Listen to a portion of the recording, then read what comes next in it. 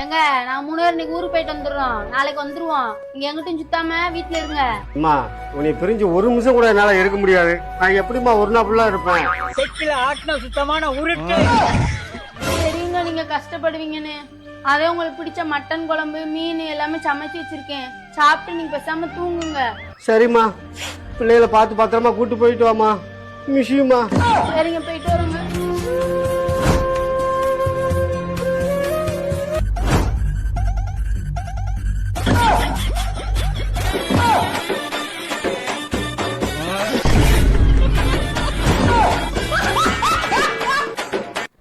சரி, 12 மணி ஆச்சு.